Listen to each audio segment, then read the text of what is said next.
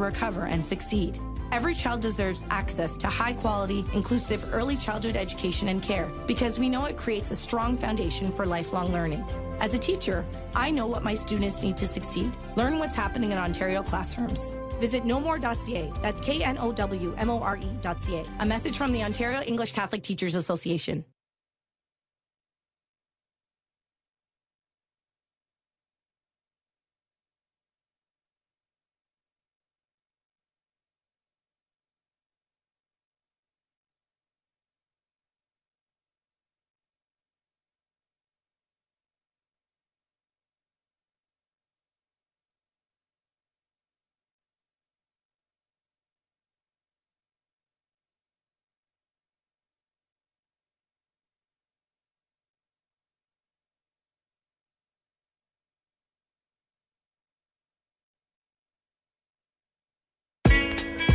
CJCL Toronto.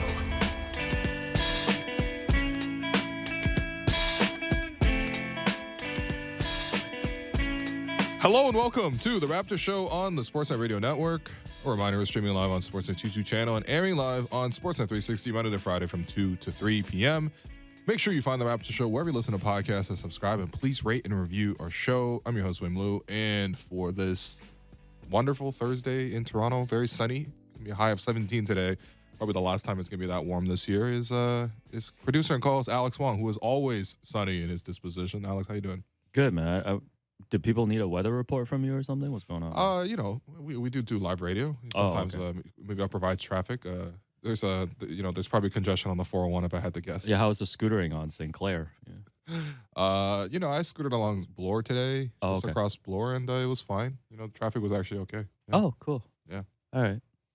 So Toronto Raptors beat the Houston Rockets. Oh, thank God we're talking Raptors. Okay, 116-109. Last night improving to 7-5. Just a terrible game to watch. Oh, come on. Horrible game. Worst game of the year. I'm sorry.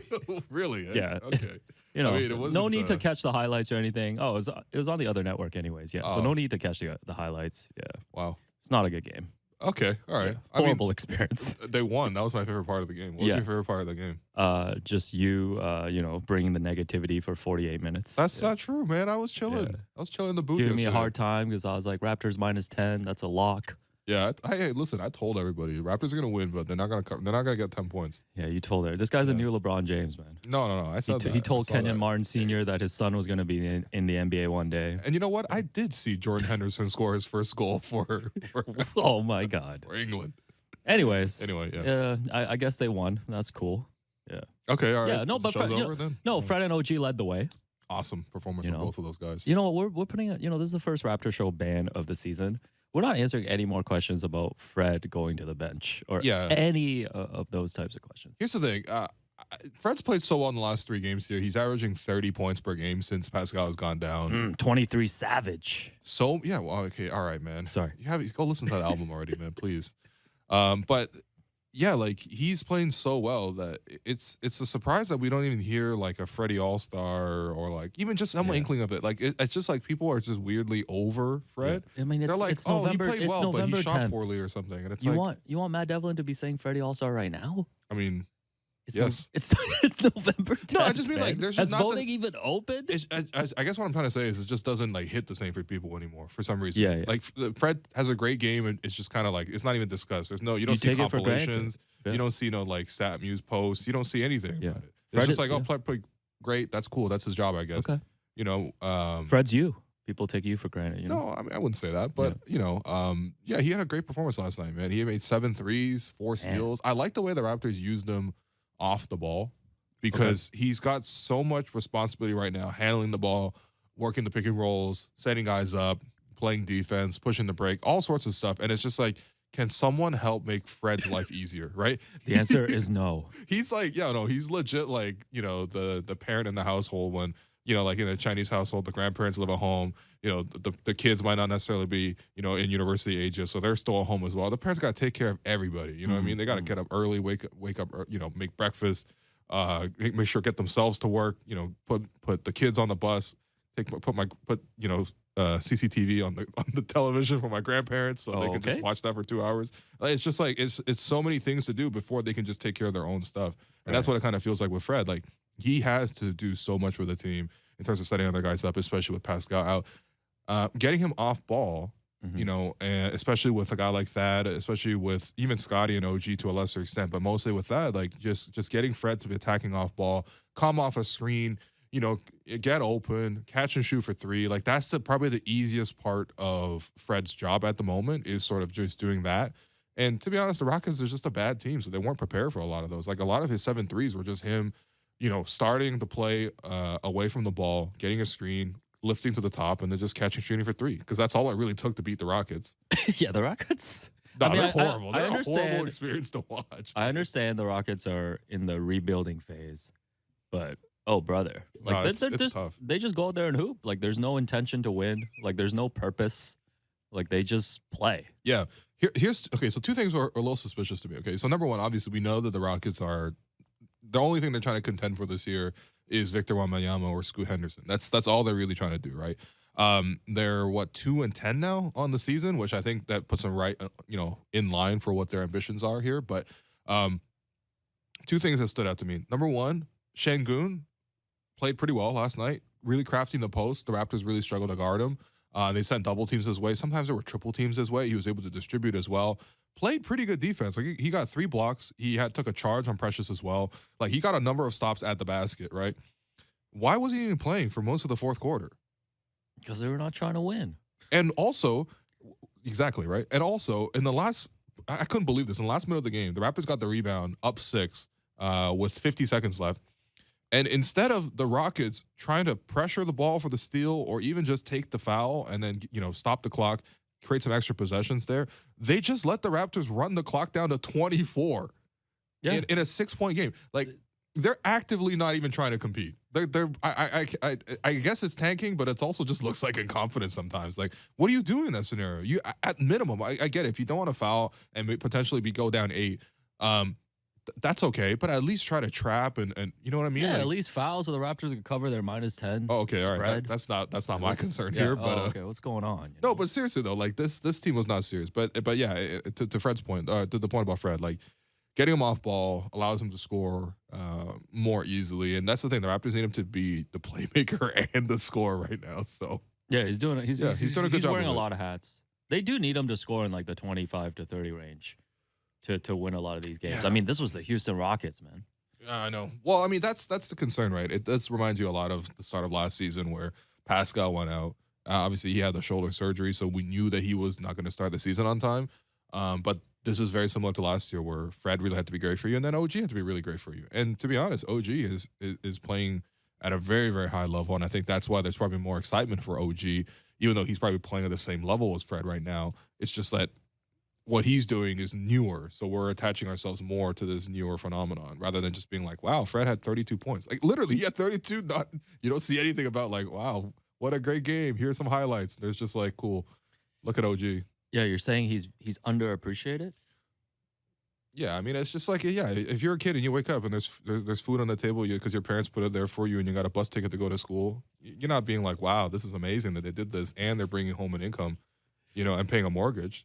You just say that that's what they're supposed to be doing. But meanwhile, that's actually really amazing. Lots of analogies on this Thursday. Yeah. Yeah, appreciate you. Fred VanVleet is Rice and Fred VanVleet is your parents. Appreciate you bringing your A game. Yeah, I think the other 2 players that we talked about stepping up in Pascal's absence, and we can talk about them individually. You mentioned OG and, of course, Scottie. Mm-hmm. So, you know, we'll start with OG. You know, the OG Defensive Player of the Year watch continues. Oh, yeah. Mm-hmm. 27 points yesterday, 10 rebounds, 3 steals again.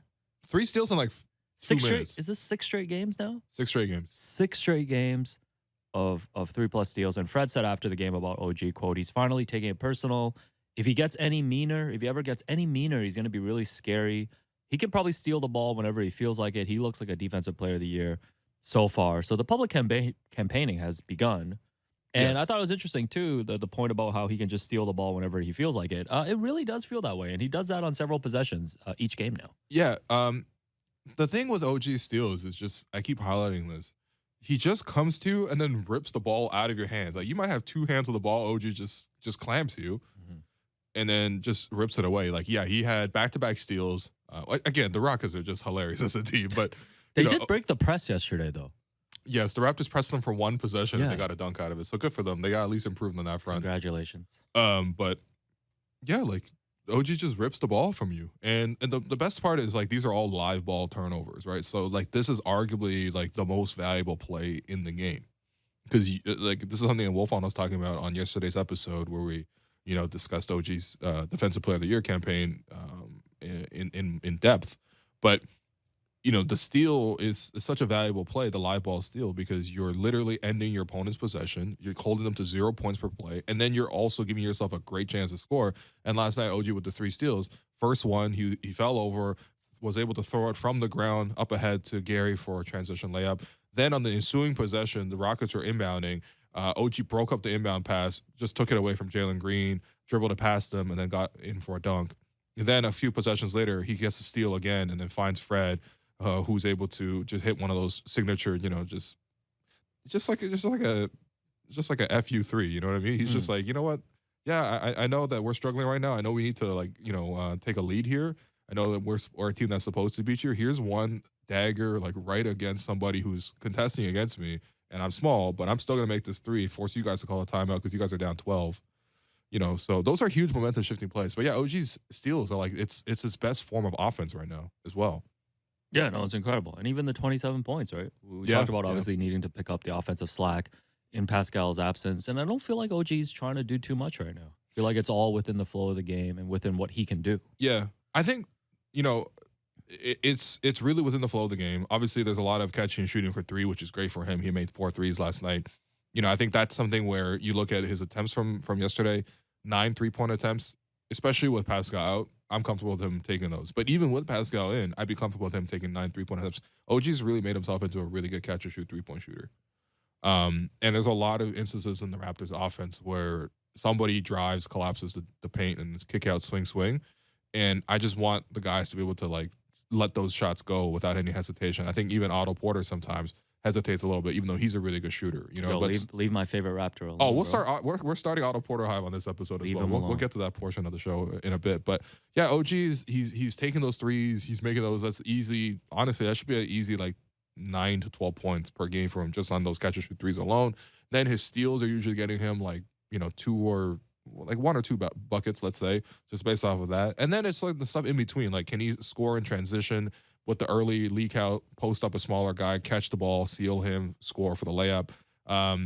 He's trying to get into that mid-range step back mode. And it's kind of the same pattern you've seen with his mid-range shot over the last few years when he's sort of like attack. Like, let's say he's getting run out the 3-point line, does an up fake to lift the defender, steps 2 steps into the arc, and then shoots that. He can make those no problem. But when he drives hard and then tries to like spin and fade away, those shots always are short for him. He just needs to put more arc on that shot. He's literally always short on those mid-range jumpers where he's attacking off the drive. But he's playing great. He's playing his role beautifully. And yeah, I mean, him and Fred were the 2 best players on the court last night, which is exactly what you wanted to see. Yeah, OG's Mr. Everything Everywhere All at Once right now, Sorry, I'm trying to bring in all these nicknames. You didn't seem thrilled with 23 Savage for Fred. What about Alpha OG? Because, one of the main characters in that movie is Alpha Wayman. Oh, okay. Yeah, Yeah, he's Alpha OG right now. Okay, Yeah. I like that. No 23 Savage. I did also request for you to refer to me as 38 Savage, and that like went on deaf ears as well. No, I kind of like 38 Savage. 38 Savage is pretty funny. Yeah. Mr. Sometimes Somewhere at certain times, Scottie Barnes. Yeah, not as much right now. And 13 points, 8 rebounds, 5 assists. I think we've come to know Scottie as someone who will just fill up the stat sheet. Yeah. He's kind of too good to not do it. But I don't feel like, he didn't really make an impact on the game yesterday. Well, it was interesting. So, in preparation for the show, I decided to go back and watch all his attempts because I see the number and it says 16 field goal attempts. It doesn't look like he wasn't aggressive, but the eye test on me watching it last night in the arena was sort of like I didn't even notice him for a lot of the game. And so here's the thing: he took 16 shots. He had 8 of those shots were in the first quarter, and they were all basically the same idea, right? He had a post up, got into the middle of the floor, got to a shot, missed it. That's a good miss. That's fine, right? Then another post up against Jalen Green, a friend of his. He was able to wait out the help defender who was, had to clear the lane to avoid 3 seconds. And immediately as that happened, Scottie made his move, got to the bucket, scored, layup, easy. Another drive against Jalen Green, posted him up, missed the first shot, but it got his own tip back. and scored it. Then he had a catch and shoot three. He missed it. Another catch and shoot three. He missed it. Then he had a post hook, scored it. And they got a post hook, and he missed that. So those 8 shots all in the first quarter. The rest of the way, he only takes 8 more, right? And he doesn't take his first shot in the second quarter until about 2 minutes left. It takes a couple shots in the third quarter. And then the fourth quarter, he had a play at the end of the game where he drove it. Again, the Rockets were just tanking at this point, just not taking a foul, fine, whatever. Raptors up 6, so he drove it, got into the paint, missed the first shot, missed the tip again. So that's another play where he got multiple shots, but he wasn't initiating that much. And that's the thing. How is it possible for 3 quarters that he only really initiated like 2 or 3 more shots that he ultimately ended up taking, right? He had a size advantage in this game against pretty much everybody he was being guarded against. I like the approach that the Raptors took in terms of putting him in the post, letting him attack from there. He prefers to, in this matchup, he seemed like he preferred to back down, but, we've seen him face up a little bit as well. But that's basically the same plays they would give Pascal in these instances, right? But I just think the aggressiveness just completely dropped off after the first quarter. Yeah, so we know that Nick sat down with Precious Achiuwa for a film session before the game yesterday, which we'll get to. So if you were to Wasn't no one got to sit down with Precious? No, I'm kidding. If you were to sit down with Scottie for a film session, what are the things that you would point out to him? Like things that you would want him to improve on? I mean, there's not too much to point out in terms of like what he's doing wrong, like technique wise. Also, I feel like I'm not qualified for this, but that's fine. I think it's hypothetical. It's the bigger thing is just like, why did you stop looking for these? Like, were there more opportunities where you were posting a guy and the ball just didn't come to you, right? Or was it sort of you weren't looking for those, or you felt like there's a better matchup elsewhere? But it just feels like, again, the first quarter, the approach was perfect. Really, like obviously the Raptors in the first quarter were down 12, so defensively their approach was not good. But when you go back and watch the film, there's a lot of like mistimed crashing the glass that left the Raptors short in numbers in transition. But like the approach in the first quarter was great from Scottie. If he did that for 4 quarters, I think people will be really happy with the approach. He probably would have finished with something closer to like 25, 10, and 7, you know what I mean? And then everyone will be happy, and everyone will be up. He'd be the first topic that we talk about here today. I'd be like, wow, do you see how good Scottie was last night? But after that first quarter, he stopped attacking. 8 of your first 16 shots, were in the first quarter. And he just stopped posting up. So I don't know. It wasn't even like he was getting stopped by that many post ups. Like the Rockets did eventually figure it out. Okay, you're going to post up from usually the left block, and then you're going to attack, and we're going to send help, and blah, blah, blah. But you just want to see that consistency throughout the game. But he's not like he's playing badly. That's the thing, too. And it's also interesting that Nick was asked outright pregame, hey, is Scottie dealing with an ankle injury? And Nick was like, look, people pick up bumps and bruises over the course of a game. But for the most part, like, you're just not being aggressive enough. And there's nothing physically holding you back from playing better. So, honestly, pretty spicy pregame from Nick. I'm real happy that we decided to go and catch his comments because they were good for the show. Yeah, it was my recommendation, by the way. It was, yeah. Yeah. I know you're a big fan of the media room. What? I don't know. You've been asking me to go the last couple days. The talk of the town is that the media room's really hot this year. Yeah. The temperature. Oh, okay. Okay, you don't want to talk about it is kind of hot, yeah. Anyways, no one cares about back to Scottie. Okay, Do you think we're setting expectations too high for him this season? Yes. Okay. Very clearly, yes. I think so. There's a couple things going on, and when there's various like causes, it's hard to sort of pinpoint or say which one is the one specifically, or even assign blame. But I think even despite what Nick says, I don't think his ankle's 100%. I don't think his ankle's like 80%. Right? There's instances in each game now where guys are just blowing past him, and that's something that I thought at the start of the season when Scottie came in fresh, he did a really good job of improving his footwork and just being able to contain guys off the dribble and stuff. You can't tell me that he could stay in front of Kyrie Irving, but he can't stay in front of like, Josh Christopher and Tari Eason and Pat Williams and these kind of guys. By the way, shouts to the Asian fan at the game that you saw with a Josh Christopher Rockets jersey. Yeah, he had a Jalen Green jersey on, and he took that off and then put on a Josh Christopher jersey. Oh man. That's dedication right there. Yeah. But because what are you really a fan of? No, but that's all the Chinese fans from the Yao Ming era. I guess that have remained. No, that's fair. That's true. And we know you like wearing the color red as well, so you can relate. Well, they got our colors, but like I think Sorry, I keep disrupting your basketball talk. That's okay, man. I get it. It's not your favorite topic. Damn Rockets, man. With Scottie, it's just like we are expecting him to, obviously to really step up with the scoring, but like there's the ankle thing, which despite what Nick says, I just don't think he's 100%. That's okay though, right? I think there's another portion of it which is just like, has he ever been a dominant scorer at different levels? Because if you go back to the scouting report coming out of college, it wasn't that like Scottie's some sort of takeover scorer. Yeah, 0-level score. Okay, that was one scouting report called him a 0-level scorer, right? Clearly he can score, but and I think the first year that's part of the big surprise and why it felt so cool to see him attack, because it was like, wow, he definitely can score and he has like real advantages, but wasn't a dominant scorer in Florida State, wasn't a dominant scorer in high school either, right? He always played on those teams with guys who can really, really score and really, really get after it. And so I think he's more built towards the sort of like complementary role because that's what he's more familiar with.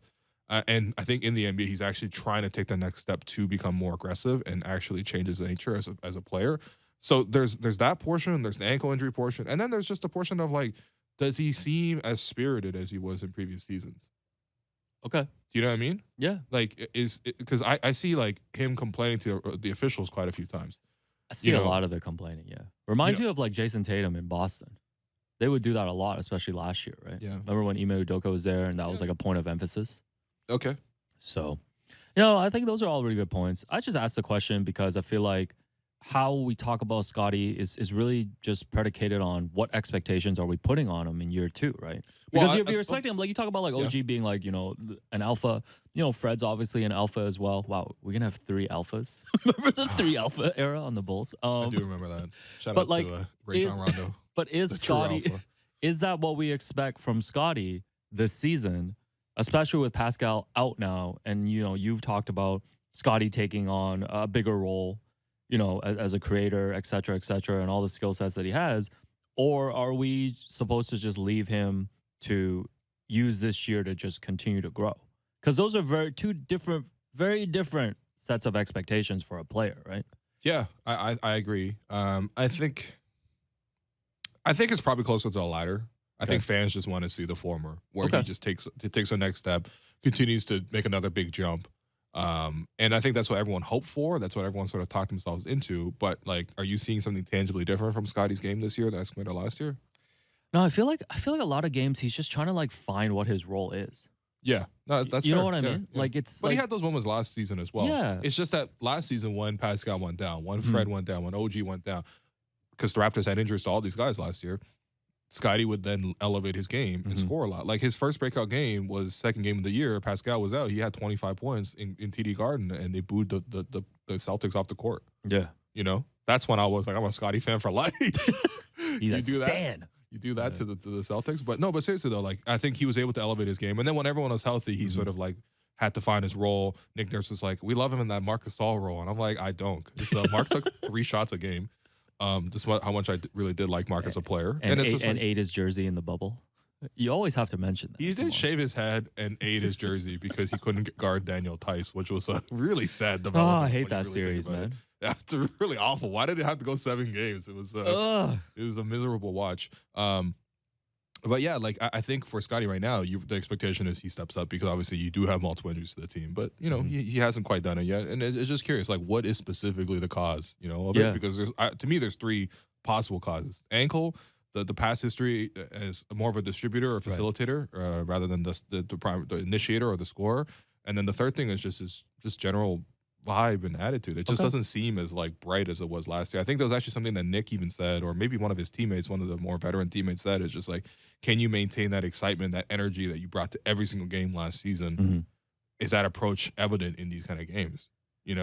I see it in spurts, not consistently. Yeah, for me, it's a role definition thing, honestly. Okay. Like we talk so much about, because like, what Fred's going to do on the court. What OG's going to do, Pascal. And even if you go to the bench guys, I mean, you can talk about whether they've overperformed or underperformed, but what Chris is supposed to bring when he's coming off the bench. Yep. Precious, all these guys.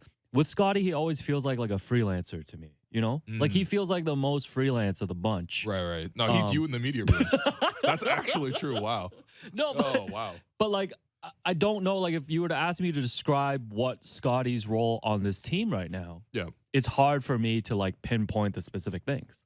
For me, it's like he just goes out there and does stuff. Well, I mean, that's part of the thing. Is just like he's one of your more natural connectors on the team, right? So you do want him to sort of play a different couple roles, whether he's in the post one possession, or then he's screening one possession, or then he's handling one possession, or he's in the corner one possession. Like you do have to use him in a different variety of ways. And I think the other thing too is just like, what is that like play that gets you consistent scoring for Scottie, right? Like with Pascal, we know where his spot is. You put him at the elbow area.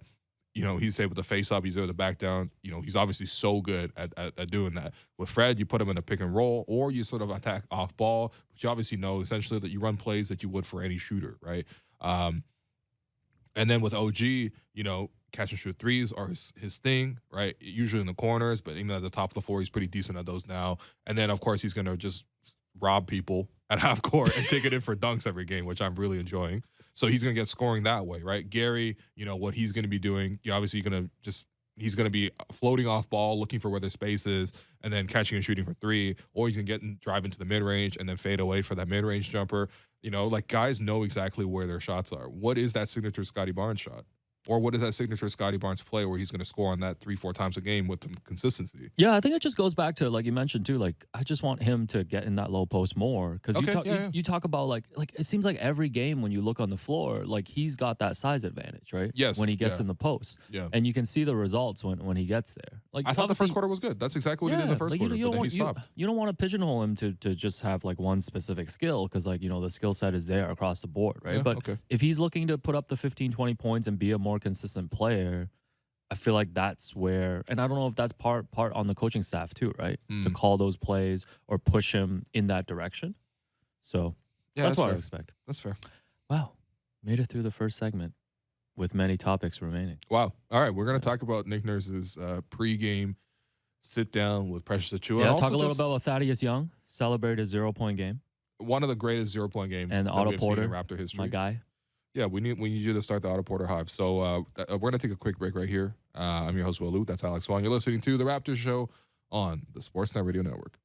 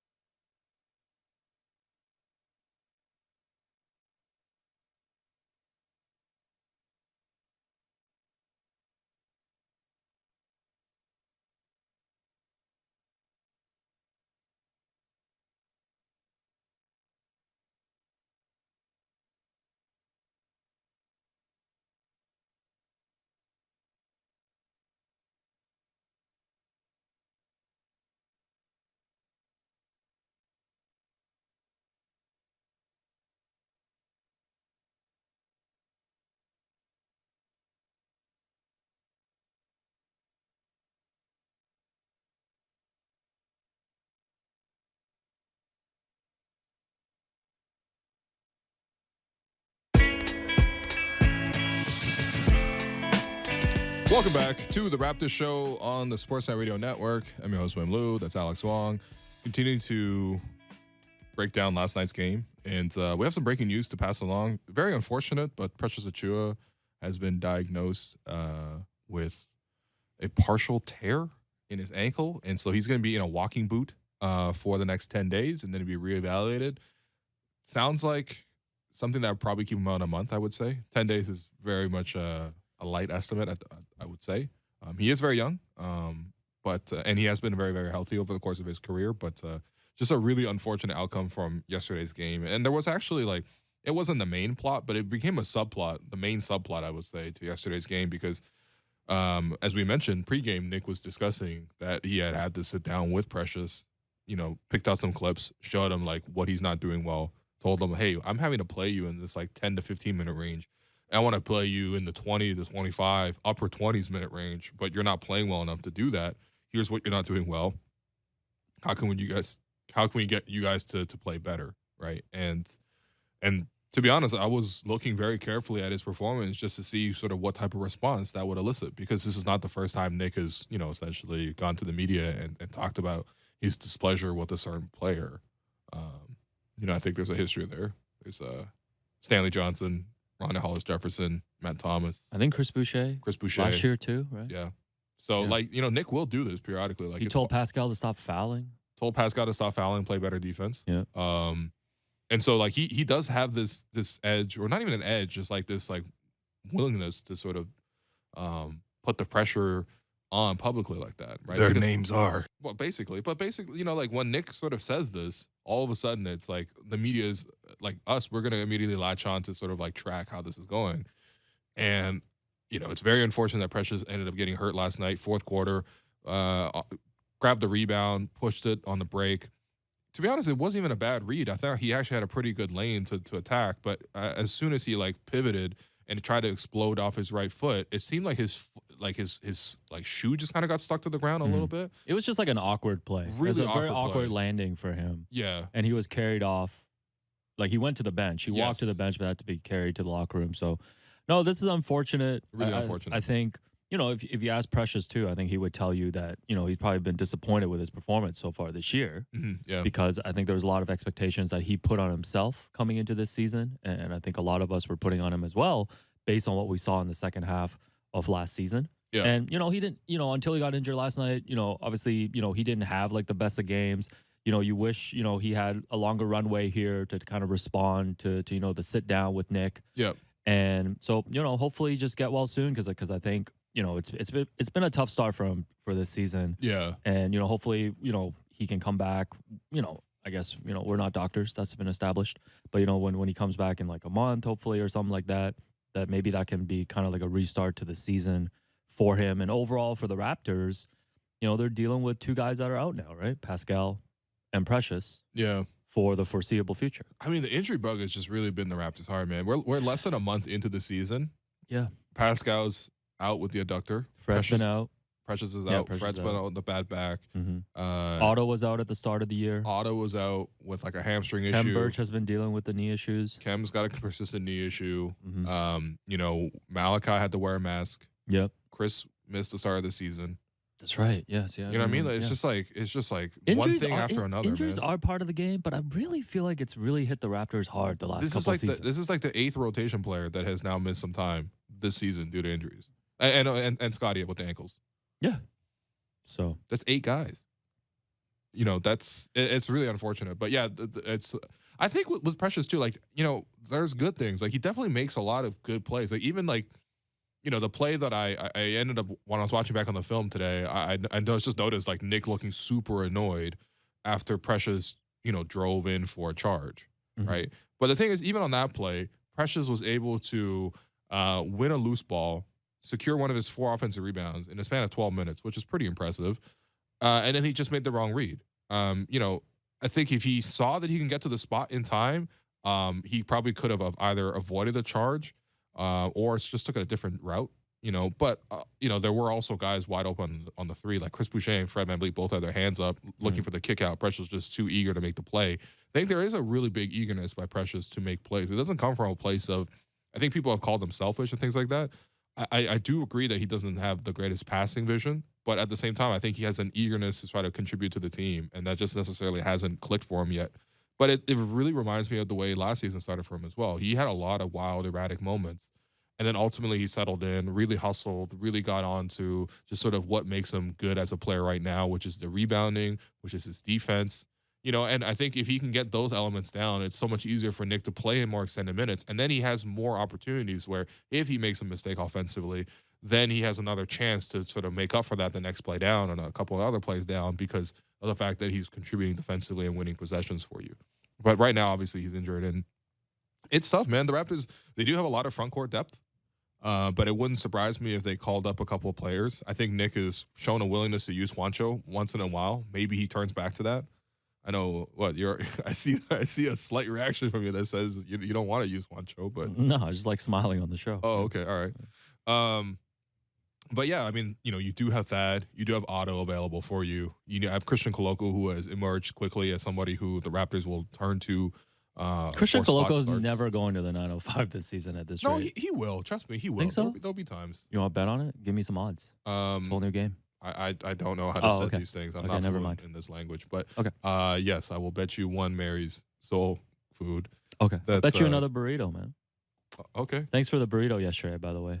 you're welcome. Yeah. You gave me a hard time for not putting hot sauce on it. Yeah, okay. This is very chaotic. Sorry, we'll get back to basketball talk in a second. But Alex just You always have to apologize. he bought a burrito yesterday. So I bought him a burrito yesterday. He selected. Delicious. So you can obviously pick like on the app, like what toppings you want to Yeah. put on there, right? So for him, for salsa, he put no salsa.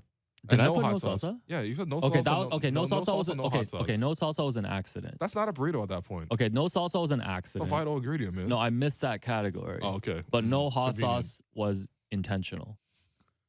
I'm just, Not even mild. I'm 38 Savage, man. I don't, sometimes that hot sauce doesn't sit. I don't, you don't want to mess with that. Wow. You're 29, man. You'll get there. No, I just don't. I'm not afraid of spice. Spice and dice. Yeah. No, you were just dicing yesterday. Anyways, especially with Precious being out now for, an indefinite period, I think two guys that are going to take on a bigger role and two guys who played really well last night, Thaddeus Young and Otto Porter. Yeah. And I thought it was interesting the point you made on the React pod, which I always listen to at 2.5 speed on the way into work now. Oh, okay. Yeah, that's fine. Yeah, it really gets my blood flowing. I'm like, he's speaking so fast. What's this going to sound like when he's actually angry? Is that, there is like a veteran core on this team, right? Yeah. Like Fred, I guess you would put OG in there. OG, Yeah. OG he's a vet. Yeah. I would put Chris Boucher in there too. Chris Boucher is a vet. Although, by the way, Yes. low key last two games, he's got he's been very bad the last two games. Okay. Yeah, but like So- Chris and then Thaddeus Young and Otto Porter. Like there is Yeah. like a veteran core And on of this course team. Pascal when he's healthy. Yes, and Pascal. And, there was some talk earlier this season, especially when Thad didn't play for a couple of games, like what his role might be on this team. And I thought the last couple of games, especially yesterday, he's really shown, what he can be on this squad, right? Like yesterday he had 0 points, but was a plus 21 in 27 minutes, grabbed 8 rebounds, 2 assists, 1 steal, 1 block. And just, he was, we talk about like Scottie having a low impact game. Like Thad Young had a huge impact on the game. And, on a scale of, Kyle scoring 0 points against DJ Augustine to Chris Bosh having 0 points in Game 7 of the finals, this was up there in terms of 0-point games. Yeah, I mean, I think this is just a classic case of like what experience can do for you, right? Because I think I love when you talk about experience. Well, here's the thing. Thad Young scoring 0 points in 27 minutes. It's like you making 0 points basketball-wise in 27 minutes on the show, but still being a net positive. The way you're able to direct the conversation, the way you're able to come in with a couple of jokes, the way you're able to I sneak love in a that bite one. of a cookie occasionally on air, which you're going to do right now, apparently. But, like, that's what Thad can do for you. Like, one of those games where you look at the 0 points and then as somebody who has to, like, recap the game and think about, like, and just watch it back, it's like, you're looking for specific, okay, what did he do outside of the scoring? Everyone notices the scoring. Everyone notices what happens on those kind of plays. What's happening off the ball? And when you see what Thad did last night, he was able to handle the ball, get into the middle of the post. And it's just so easy for the rest of the guys to finally just like, okay, we don't have to dribble and break down 2 defenders or we don't have to cross anybody up. We just need to set a screen off the ball and then Thad will hit us with a pass. You know what I mean? Like, or he'll, have active hands in the lane and create a deflection and get the Raptors out in transition or, he's got a bigger player on him. Like Şengün's a pretty good post player. Couldn't really do much against that, right? Şengün could get a lot against Christian, even though Christian's bigger. He was able to score on Christian, is able to, throw his bulk and move him and throw him out of position and throw the little hook shots and get him for and ones and stuff like that. Thad Young did a really good job just playing physical, knowing, sort of understanding what kind of players, want to do in the post and sort of reading their scouting report. Did a great job. And then you look at things like the advanced box score, and it shows things like screen assists. So I know those are one of your favorite plays of the game. That's definitely my favorite play in pickup basketball. How many screen assists did Thad Young have? 5 screen assists for 12 points. So his screening helped create advantages for the main guys, mostly Fred, mostly OG, to get to their points as well. And this is the thing. Everybody can do what Thad does, but you won't know what he's doing until you have some certain experience under your belt. So it looks like 0 points in the box score. 0 points for a Thad Young is very different from like 0 points, like 2 points from a Chris Boucher, or like 4 points from a Precious Achiuwa. You know what I mean? So the experience there was really huge. And again, like he's also not a guy you need to take care of, right? Some guys come on the floor, you got to cater to them. There's a couple plays you need to run for them for this and that. With that, he's just like, let's just do whatever we need to do to win and go home. You know what I mean? Like, Man, I'm really Thad Young. You're Thad Young. Oh my God, I love this comp, man. Yeah, 27 minutes, 0 points, man. I love this. I actually love this, man. Yeah. Anyways, like I've said, man, he there's stretch fours and he's a connect four. He's really a connect four. That's kind of nice. Photoshop him on the connect four board. Someone please do it. Just run away with it. Take the nickname. Okay. I don't need this. Anything else you want to add about Thaddeus? I mean, it's a 0 point game. This is. Yeah, you're forcing it now. Oh yeah, sorry. No, but no, seriously, I think really the just Raptors rolling the will ball need up him. court. And the only thing is, like, what was he doing on the bench at the start of the season when Nick wasn't playing him? I think there doesn't was make any sense to me. I think there was just a lot of players on the roster that were playing, especially with Christian Koloko eating up a lot of the minutes, right? Okay, like, so you're saying Koloko came in and took the minutes. I kind of like it was hard for Nick to play, like, I don't know, like 9-10 guys, right? Like you don't. That's fair. You're right. Like even Delano's minutes. Like Delano's minutes been pretty inconsistent too, I think, right? Like that's because he's in inconsistent. But I thought he had some positive moments yesterday. Yeah. Scored in transition, got fouled a few times. That's all I'm asking for. Yeah. But there was also a play where he got stripped, at the top by Tari Eason, and then he didn't run back hard. And Eason ended up missing the layup in transition. And if Delano had run back hard, he would have just gotten the rebound and got the stop. But because he didn't run back, Eason was able to collect his own rebound and put it back in. And it's like, how do you not run back hard after you're the one who got stripped and you're the last man back? Damn, the Raptors should hire you to cut film.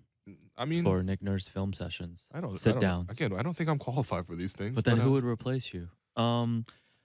Anyways, on to my favorite Raptor, Otto Porter Jr. Yes. I did say before the game that Otto Porter Jr. was my favorite Raptor. Yes. So please have this on record. Yes, that's right. Before the game even started, I think we were watching Otto warm up or something. Yeah, with, Louis Zatzman, Joseph Cacharo, Savannah Hamilton. That's right. Great crew yesterday. The Made Man crew. Not really, to be honest. But yeah, like we were just kind of like watching him warm up, and it's like, you know what? It's nice to see a guy who, again, has a lot of experience, clearly has a skill set, makes a lot of his jumpers, obviously, pre-game, during the game as well. And you just said he's your favorite Raptor, which I'm like, you know what? That's kind of surprising because, I don't see that much enthusiasm for Otto.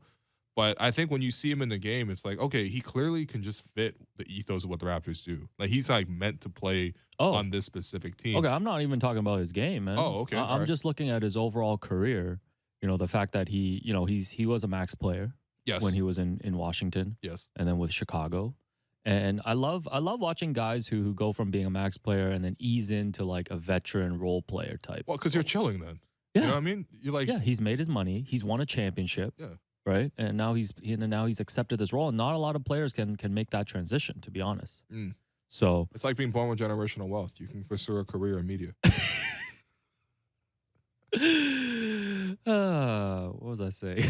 Yeah. Your favorite player, Otto. Yeah. And, he listens to Wu-Tang because he helped promote the Wu-Tang and Nas concert that was here that I went to over the summer. Was he there? I'm not sure. Oh, yeah, I don't know. okay. I was in row 9. I didn't see him. Yeah. Damn. In my area. Maybe he was behind you. Maybe he didn't have generational wealth. Maybe he was on stage. But yeah, Mr. Automatic. Yes. Another Photoshop request. You got to Photoshop him onto the cover of Nas's Illmatic as Automatic. How good do you think my Photoshop skills are? I'm not asking you. I'm All asking, I know how to do is a one of lasso your tool stands. where I can like roughly grab someone's head and then put it on. Trust me, you spent the entire halftime yesterday photoshopping Blake Murphy's head onto Nick Nurse. Yeah, well, well, Blake did correctly say on Tuesdays, Blake Murphy Tuesdays, that Thad should play more with the starters, and because it helps everyone get their shots, and it really did. I could have said that. But you didn't. Because I wasn't here. Again, 0 points in 27 That's it, man. minutes. Okay, here's my new goal. I'm going to make one basketball point a week. All right, make one basketball point. Not right now, not on the spot. Okay. 23 minutes for Otto yesterday, 2 huge threes in the fourth, 14 points, 6 rebounds. Like, so he did mention after the game that he asked out in the fourth quarter because he played 20, I guess he's just getting his conditioning back because he's been coming back. Yeah. Okay. Yeah. Okay. Because I want to see more of Otto Porter. Like a newborn at home, I think. Right. I can't imagine he's. I want to see more of Otto Porter, just on the court. Like so does Nick, but Otto's like, no, please. We've seen him we've seen him in closing lineups already. Like he's just a very trustworthy player in the same vein as Thaddeus Young when he's out there, and you need that. Yeah. Well, the two of them actually played together before in Chicago together. They were actually the co-team captains of that team. I don't know. Chicago's weird with their leadership structures. First the 3 alphas, then the two co-captains. I think that was when Jim Boylan was there. And they actually had to clock in every day when they showed up to the practice facility. Okay, the thing about Jim Boylan is his head looks so much like a boiled egg, and then his name was Boylan. Oh my God. Anyway, yeah. So with what Otto does, the 3-point shooting is obviously there for him. To be honest, I actually want him to shoot it more. I think that you want to see him just let it go more often. But 5 threes attempted off the bench is a pretty good number for him. If he can stay in that range, it's pretty good. He's a career 40% 3-point shooter. Lo and behold, he made 2 of 5 last night, 2 in the fourth quarter, which were both big threes. He gets on the glass. He's disruptive enough. I wouldn't say he's super high activity, but when he makes a play to try to swipe for the ball or contest for the rebound, he usually wins it. Just a solid player on both ends, man. There's no chaos with him. Yeah. There's no chaos with him and Thad. They're just literally here to win the game and go home. Whereas some guys just come in the game and you just don't know what their objective is. Yeah. So yeah, I appreciated what Otto does. And it's interesting too, because I think if you're Nick, you could probably look at a situation where if Gary's not having a good night, or if Gary's getting picked on defensively a little bit, you can maybe get by a little bit with using Otto in 3 or 4 of his minutes. And the reason for that is because usually what you have Gary on the floor is obviously for his shooting, right? For his spacing. Otto also keeps the defender closer to him. He's not as aggressive looking for the shot and doesn't create his own shot as good as Gary does. But, if you're just looking for, let's say you're trying to run your offense through Fred or Pascal or OG or Scottie at some points, you don't necessarily need the guy to do something other than try to just spot up and keep his defender honest, or at least knock down the open 3 if he gets open. But then you get more length on the floor with Otto as compared to a guy like Gary. So, it does give Nick a couple more options. It doesn't, I don't know. It was a weird game yesterday for Gary because I thought he actually played really well at the start of the game, was actually distributing a little bit, and then he just wasn't involved for the rest of the game. Yeah, he had 4 assists yesterday, no? Yeah. And they might have all been the first quarter. Hope you bet the over, John. What is he doing betting on the first basket of the game? And then also if Gary has the over on assists, man. What are the odds on that? The odds are not good is all I got to tell you. Oh, brother. What else, man? Anything else from the Raptors-Rockets yesterday? Yeah, I had some notes in here about the halftime show. How'd you like it? The overall presentation? Yeah, so it was Indigenous Heritage Night last night at the Raptors game. It was super cool. They had a Mohawk singer, songwriter, Shawnee Kish, sing the anthems. Yep. And then at halftime, First Nations hip-hop duo from Vancouver, Stoddy Knows Reds Kids performed at halftime. And it was a very high-energy act. And there's also a really cool Indigenous Raptors tee that, obviously a lot of the staffers and the people at the arena were wearing. And I think it was being sold both at the arena and online. I checked this morning. It's actually sold out. Yeah, you really wanted a tee. And no, they looked really great. No, it was super cool. I like when the Raptors do this stuff and you're able to just highlight, a lot of things kind of throughout the evening. Yeah. Well, I think it's really cool too because the Raptors just have made a point as an organization to sort of take on representing Canada, right? Like you're the only team in Canada and you obviously play on an international stage in the NBA setting. How do you showcase what Canada is to the rest of the world, right? And so you see the efforts in preseason. They're going to different cities across the country, right? And it's sold out shows everywhere they're going, right? And then throughout the course of the year, like this is not the first time the Raptors have done it, but they'll celebrate Chinese Heritage Night. They'll celebrate Filipino Heritage Night. They'll celebrate Indigenous Heritage Night, like, all the sort of diverse groups that exist in Toronto and also sort of across the country. And yeah, I just think they did a really good job of like the presentation of it all. Like even at times in the game yesterday, even for like music that they played during the intermission, because like they're basically playing music like the whole game. You're like, yo, this is super hard. What is it? And I told you it was Hallucination. Well, they used to be called A Tribe Called Red, right? And you're like, this is really great. What is it? And I'm just I'm just letting you know like what it was. And it's like just the presentation of the game was super cool, man. So, yeah, I don't know. I really do admire the Raptors for trying to take on these initiatives like as much as possible. I think there is almost a sense in sports where people sort of lean away from it and they try to shy away from responsibility. They try to stay like really neutral on everything. There's nothing really neutral or not neutral about this, right? This is the country that, the people like that. This is where they belong to, and you're celebrating that and you're recognizing that fact. It's not a really political statement, but a lot of other organizations shy away from this, whereas the Raptors like really full-heartedly embrace it. And that's really cool, man. Yeah, no, a couple other things. Shouts to Tristan, a.k.a. Half Good. I saw he put out a game day poster yesterday. Nice. So get well soon, Tristan. How's he doing? If you're listening. Improving? Yeah, no, I checked in on him last week. Yeah. He says things are getting better, but That's good. I know he listens to the show when he can. So, shouts to you, Tristan. And new Raptors City Edition jerseys. The NBA released all the City Edition jersey designs officially today. I don't think this is much different from like the last year or two. They've gone with the black and gold. Right, they've done OVO jerseys like very consistently now. Also, a little surprised Drake didn't come to see his favorite player, Josh Christopher, yesterday.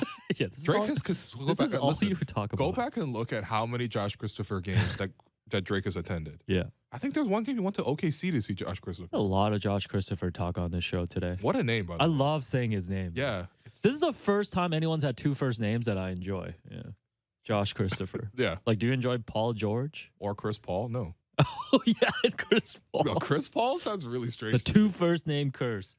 Actually, most surprising wasn't Drake not showing up. It was you eating two glizzies at the game and me eating none. Yeah. Yeah, well, I didn't want to pay for the media meal for once. And, those are the only options. I don't know. They ran out of need more pizza. condiments in the media room. It's just ketchup and mustard. I honestly briefly considered Where's my putting sauerkraut, Parmesan cheese on it. Ah! But I didn't. I resisted. That would have been maybe some hot sauce. Yeah. Do you want to have the they put the Korean rice dogs in the arena this year? Oh right, Chung Chung, right? Yeah, they're a sponsor. Yeah, sure. If we're Why are you making this such a big deal? I don't know. We're obviously very clearly trying to burn 20 more seconds. No, we've gone for this is literally Chris Paul rolling the ball up court right now. I'm surprised Derek Brandeo hasn't been playing the elevator music for the last 10 minutes. Oh. I just thought the build up for Otto Porter Hive was going to take 20 minutes. Yeah, okay, by the way, can you give a name to Otto Porter Hive on the spot here? No, not on the spot, man. Oh, okay. All right. Sorry, again, don't put me on the spot. 0-point performance once again, but still a plus 21 in the box score. Shout out to Thad Wong. All right. I think we're done here for today.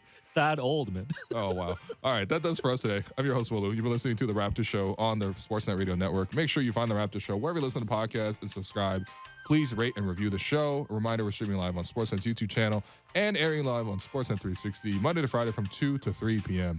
Thanks again to producer and co-host Alex Wong. Thanks to our board producer, Derek Brendejo, and Jennifer Rolnick for helping us with the YouTube stream. We'll be back tomorrow to talk more Raptors.